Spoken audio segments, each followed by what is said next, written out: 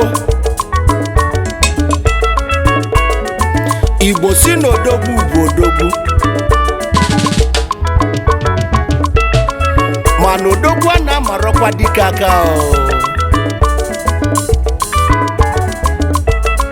ihe oche anya ọfụma ị ga-ama na odogwu abụrụ gainem ọ bụrụ maka ndị ọma bụ ụmụ Igbo anyị bụ ndị nọ na Dakar, Senegal wee na-achọ ife afọ ga-eli ndị ma ife a na-alụ fa na-alụkwa ife a na-alụ ife a na-alụ ada alụfa mkpa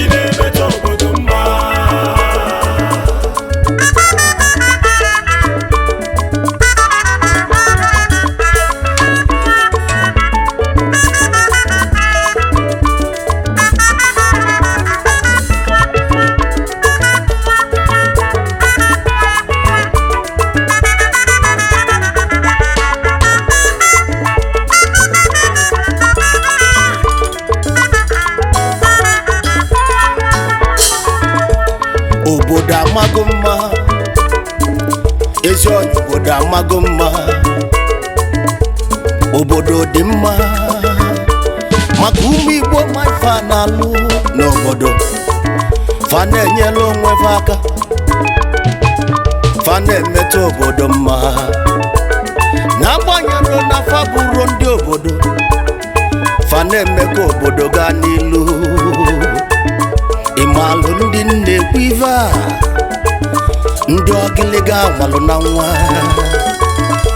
faji ego oyibo faji ego eme ọgọ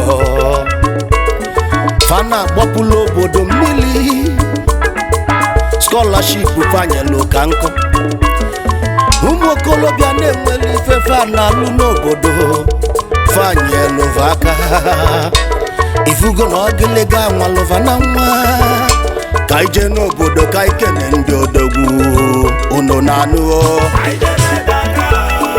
obodo Senegal ka ije fụ ndị odogwu ejibiri ndị na-emetụ obodo mma anyị kpọrọ ma ndị ọgịlịga ọwụwa ka ije bedaka obodo Senegal ka ije fụ ndị odogwu ejibiri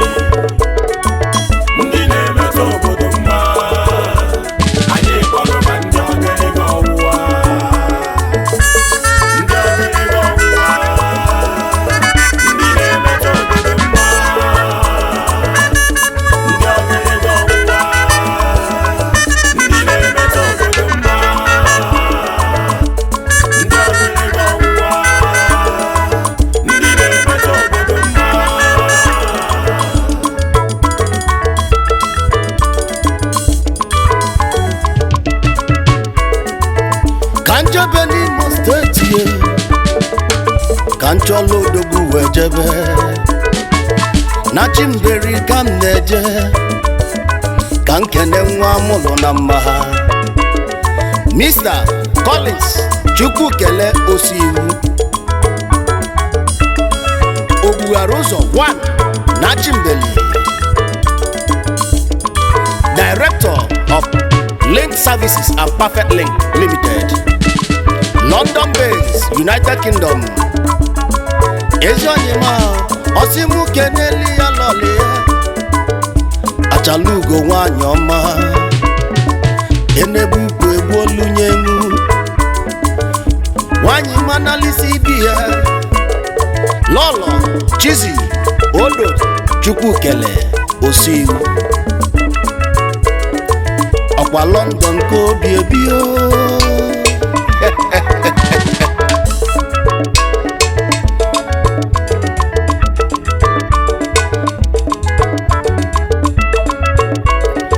obughelu ụzọ si mụ keneli ya ezi nwanne ya Dr. Frank Chima Lawrence onye isi ala Igbo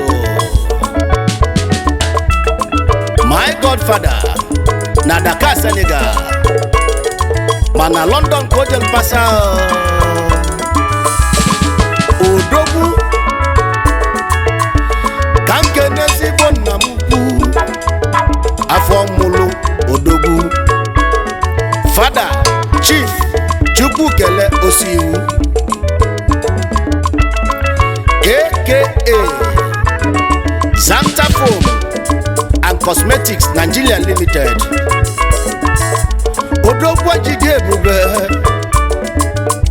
eziokwu n'Igbo odogwu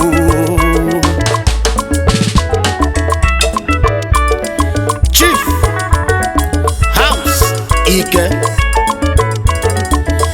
ọha na eze ndị Igbo 1 na Dakar Senegal oke nwa n'eziagụ ka isi eje na Enugu steeti ka mụlụ Abana Auto Mercedes-Benz importer and exporter of all kinds of Mercedes bars Ebu member Dakar Pioneers in Senegal odogwu osimu keneli ya lọlị ya lọlọ Beatilis Uchechukwu ọmaobi di ya nwanyị ọma bilikwa Mr. Chidi Ihezie aka otu 1 n'ọlụ founder Isunjaba Solidarity Union Dakar Senegal odogwu ego na-agbago afọ nụọ mana behind every successful man there must be a woman ka nke na-achalugo nwanyị ọma lọlọ Okwudili Ihezie ugodia nwanyị ọma bilinu aka otu si nke n'elu ya nwanne ya nwa ọfụlụ n'anya Chief Nze Akwatu Egwu isi mmiri 1 n'Isunjaba bilikwa Chief Obima David Iwuji ngị bụ aka onye nwetalụ nke mbụ na mbụ n'isu founder Ụmụndugba Progressive Union Dakar Senegal Ezionyima ka nke lọlọ Chimuche Isdola Iwuji ọkwaye bụ aka di ya achalugo jemọnụ bilikwanụ Ifeanyi Daniel Udogachi Igwe Hanmaris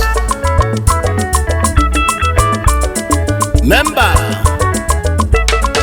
Ọganigwe Club President Agwata Progressive Union Dakar Senegal Chapter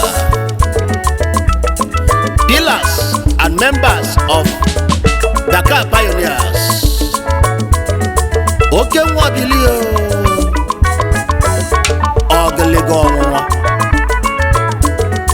ya bụ Ezinwa Daniel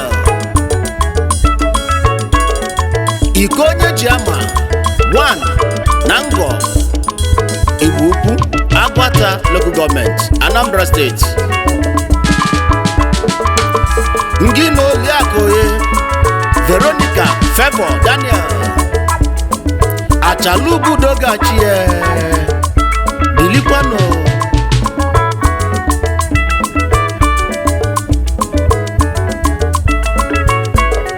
Chief Chika Chima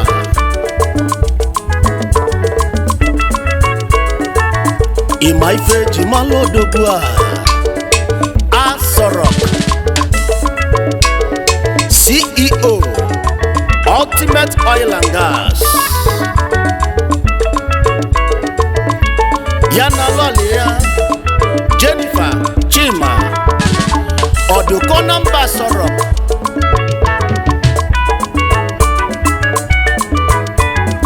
Managing Director Asorok Holdings Nigeria Limited Dealers and suppliers of kitchen utensils Number 8 Jubilee Road Aba The Golden Son of St. Cyprian Anglican Church Umojemuku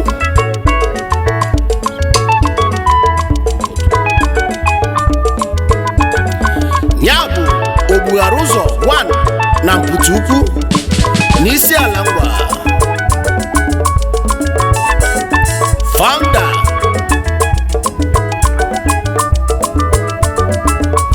nakwa Board of Trustee Chairman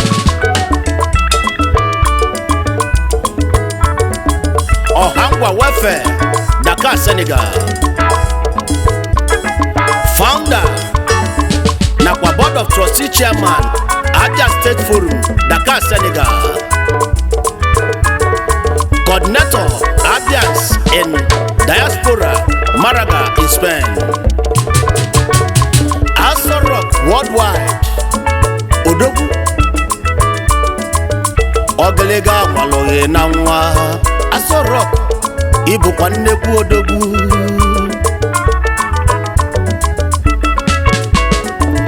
N'ego onye agbagwa afọ ọnụ Asorok odogwu N'ojigi iji ife Ogelega Waloghe na nwa Mwenekenezinu High Chief Gabriel Chimeremma Mba Ikenga nke mbụ na mbụ n'obodo Ọchọdụ ọnwa 1 na Nnatọ Ụmụnnochi Local Government Area ọnwa nke mbụ na mbụ n'Ugwu Mbakla Osisi Ọma Ngwa Eze Chimeremma 1 na Chimeremma Kingdom Eze ndị Abia na Dakar Senegal Founder Nnatọ Development Union Dakar Senegal Founding Founder Ụmụnnochi Progressive Unions Dakar Senegal Osim Kene Lọlị ya nụ Lọlọ Ifeyinwa Juliet Mba Ugochi Yelonwa CEO Gabito Global Resources Limited Long Live Chimeremma Kingdom Worldwide Aya Balungo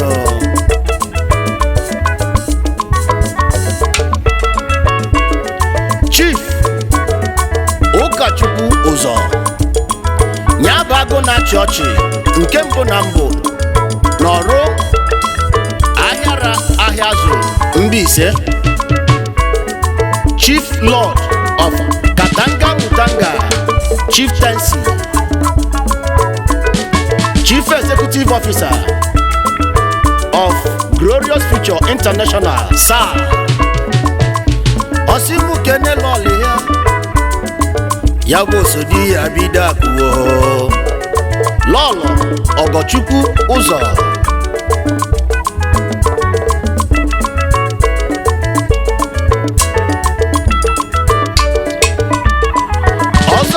Trezoro Odogwu, Program Coordinator Asaba Shehu Yaradua Foundation Onyime, Member and General Secretary na Dakar Pioneers in Senegal. Oke nwa bilikwa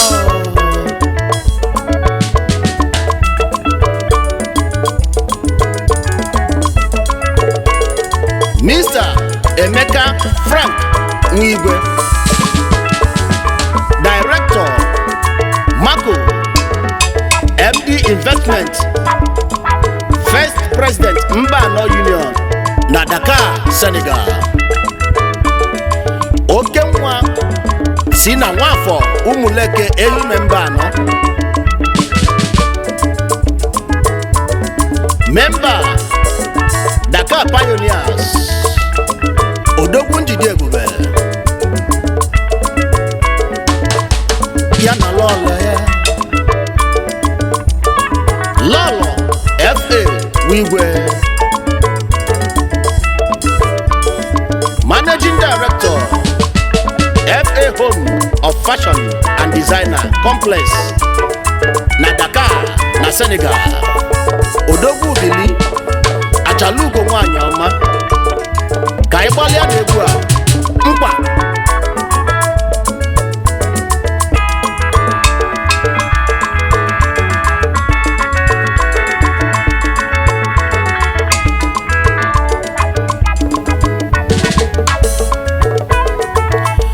ka mbata na mbara na n'ọka ka m na-ejezi na n'Igbo ka anyị na-eje Cardinals na ndị egwu ya. Kedu onye anyị chọwa ejebezianụ? Mr. Sunday Nwegwu, Elder na Anambra Progressive Union Meeting Senegal Chapter, Able Member na Dakar Pioneers, President in Dakar, Senegal.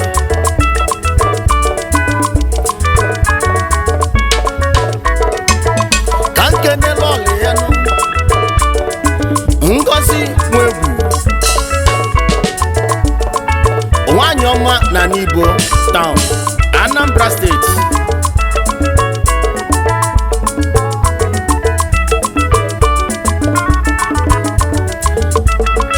Mr. Anselm Ohakalam, Talk and Do, Nyabekwueme,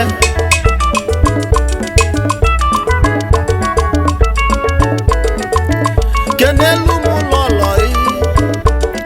Lolo Asto SY Ohakalam,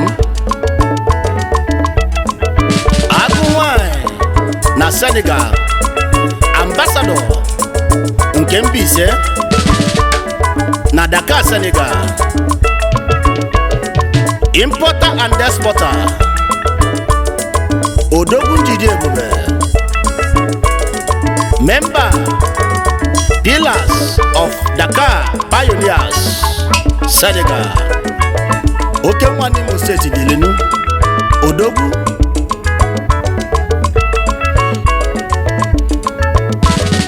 Chief Chijioke Paul Uzozie,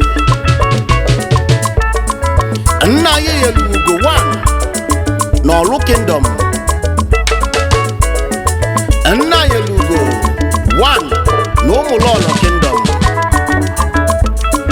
the second Chief Lord nakwa Warlord na Katanga Mutanga aka Eagle Brothers International, Member nakwa Vice President Dakar Pioneers, CEO WMWW Music Dakar.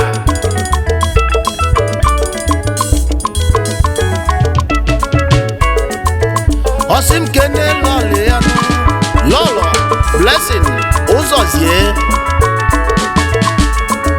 ọnụ na-eze di ya afa ya Sogbuemo.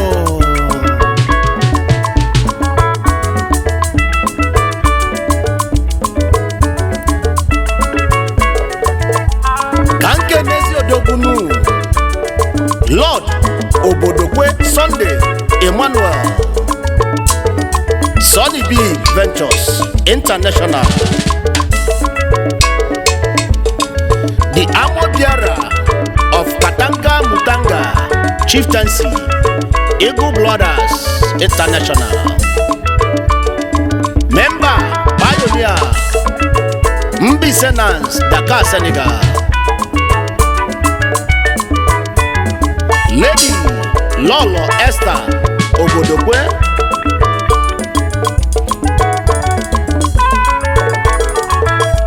Yabo Liakoya Bola Formolo Daniel Yana Miracle, Managing Director, Delight Our Kids, No Sinako Siviowa, Ida Tonot, Imo State, Ndioma Dilikwano, Mr. and Mrs. Ikenna Chibuzo Neke,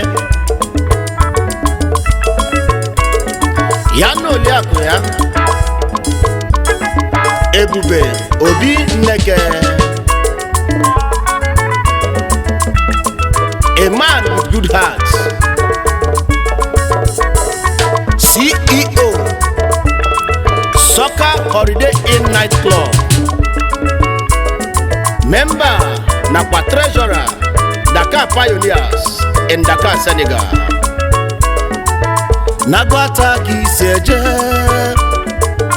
Okugaka Moloe na Anambra State, Odogwu Yadelem Bilinu,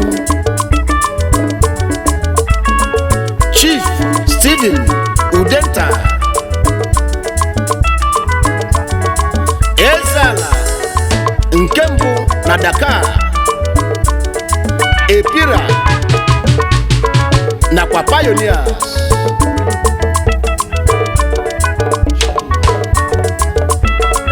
Ebo Chairman na Organigwe Club Dakar Senegal,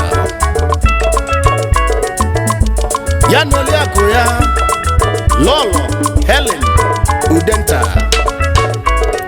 Ọkwande Enugu kunu si eje ndị ọma njem ọnụ ebe ka anyị na-eje. Anyị jebe Dakar, obodo Senegal, ka anyị jefu ndị odogwu anyị ji biri, ndị na-emetụ obodo mma, anyị kpọrọ ndị ọgịrịga ọwụwa. Anyị jebe Dakar, obodo Senegal, ka anyị jefu ndị odogwu anyị ji biri, ndị na-emetụ obodo mma, anyị kpọrọ ndị ọgịrịga ọwụwa. Ọnụva ndị ọgịlịga ọnwụnwa, Ndị ọgịrịga ọwụwa. ife ji malụveliga, Ndị na-emetụ obodo mma, faso n'odogwu ndị ọgịrịga ọwụwa. unu na-anụ Ndị na-emetụ obodo mma, faka nji wee malụ obodo. ndị ọgịrịga ọwụwa. Ndị na-emetụ obodo mma. Mr. Pascal Uchenna Nwokolo, CEO Akosim Movie Production, Director nakwa Producer, Member Confidence Friends Club Dakar,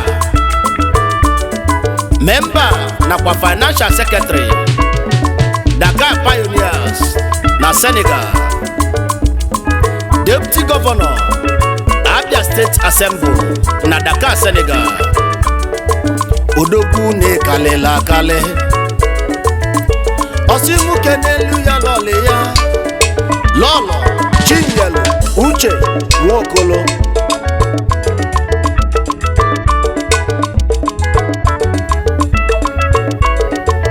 Directoress Rema Fashion Home,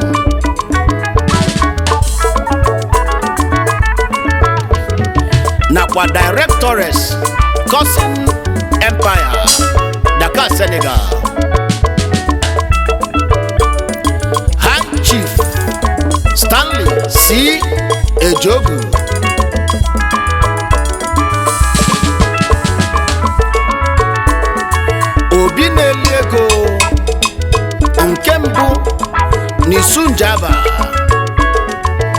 obi na-eli ego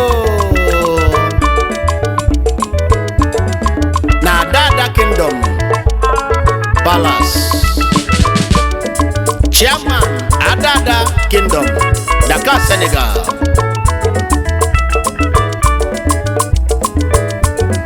Nwoke ọbụla na-aga n'ilu welu nwanyị na-enyeli aka. Queen Ejogu, Adobi na-eli ego. Achalugo nwanyị bilikwa.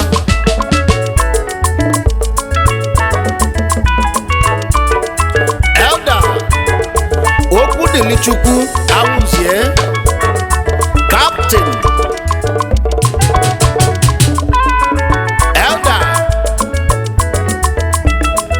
Mbanike Solidarity Forum, Dakar, Senegal. Chairman Orodo Progressive Union, Dakar, Senegal. Ebu member nakwa PRO Dakar Pioneers na Senegal. Yana Lolia Mrs. Victoria Awuzie, Vicky Captain n'Imo State Gavasi Eje. Mr. Ihunze Uche Nelson,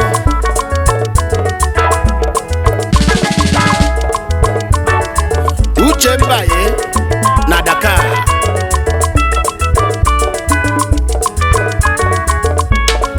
Enyudo kama Odogwu na Dakar, Senegal. Elder Umumberi na Dakar, Senegal. A music promoter na Senegal. Founder na kwa member Dakar Pioneers na Senegal.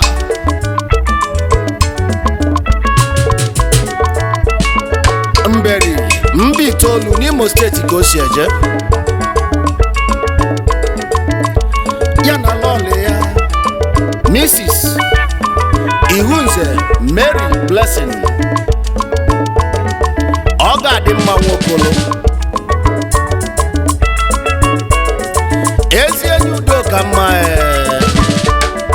bilikwa.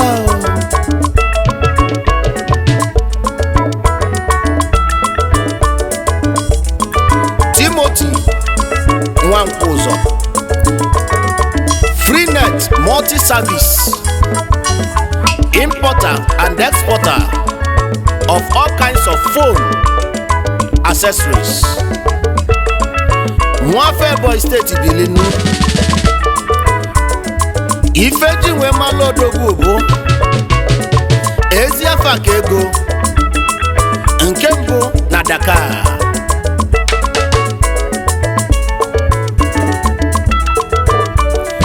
Ọ sịkwa nkene ndị na-egi afịa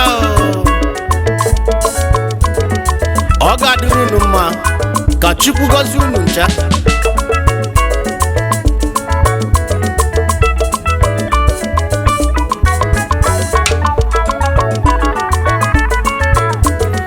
Ezi agha ka egosi m kenelia Ebu Gọvanọ Engineer Dave Umahi,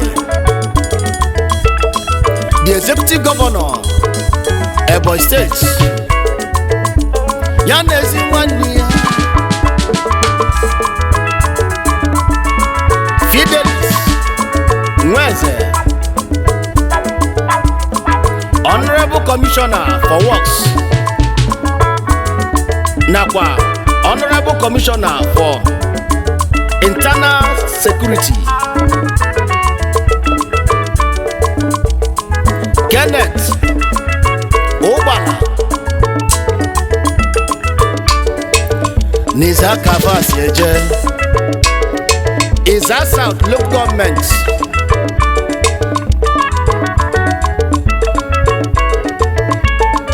Osim Kenyeli ezi nwanne ya fụlụ n'anya Honorable Solomon Azi nakwa Chief Babe Okoh aka na-emebe mmanya alomobita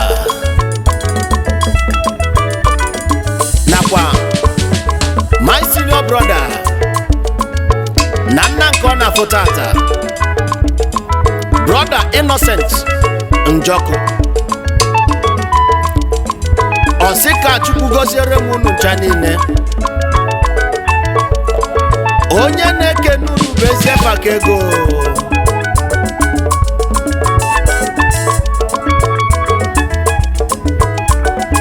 Elder Sir Prince Anyeyechukwu Iwu Anyanwụ n'Ụmụdimure Amukwu Orodo na Mbaitolu Local Government Area. First Financial Secretary of Orodo Progressive Union, Dakar, Senegal. Nakwa the past incumbent Vice Chairman of Orodo Progressive Union, Dakar, Senegal. Ya na-ezi Oliakụ ya Viana Chidera Iwu Anyanwụ ya bụgodi ya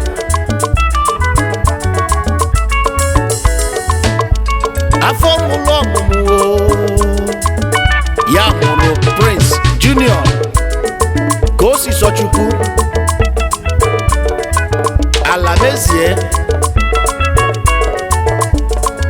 Ezugo nne ya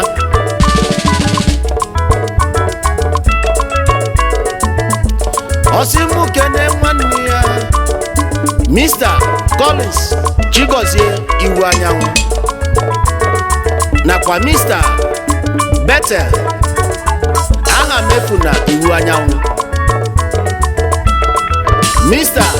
Bright Obiajuru Iwu Anyanwụ,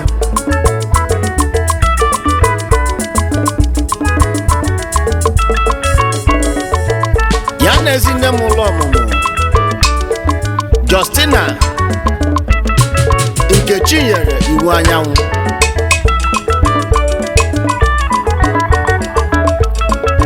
ọkwa n'ezinụlọ Linus Alameziem Iwu Anyanwụ n'Imo Steeti Kafasi. Ndị ọga adịlị mma Mr. Ọzọ Romanus Nwajide Mgbechi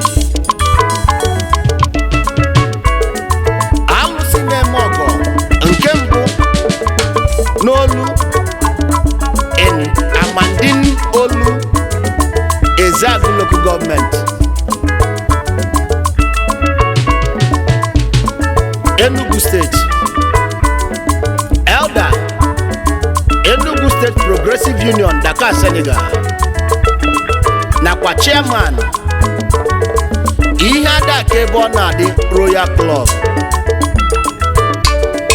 Ya na ezinne mụrụ ọmụmụ bụ nne ya nụ Mrs. Cecilia Mgbechi nakwa ezi nwanne ya Mr.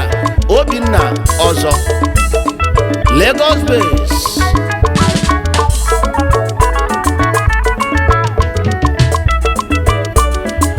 Ọkwa n'ezinụlọ ihe adaka ebe ọ na-adị Royal Club, Dakar, Senegal. Ndị ọga adịlị mma. Onye m akpọla afọ ya n'enu asị m ya enwe n'iwe maka anyị bala ụba ụmụ Igbo anyị lili nne. Oge ọzọ na anyị ga-afụnụ Cardinals na ndị ebunye a ga-anazi ebe ka anyị na-eje obodo Senegal ka anyị jefu ndị odogwu anyị ji biri, ndị na-emetụ obodo mma anyị kpọrọba ndị ọdịnihu ọwụwa. Ka anyị jebe Dakar, obodo Senegal ka anyị jefu ndị odogwu anyị ji biri, ndị na-emetụ obodo mma anyị kpọrọba ndị ọdịnihu ọwụwa. ọnụva ndị ogiliga ọmụwa Ndị ọdịnihu ọwụwa ife ji malụveliga ndị na-eme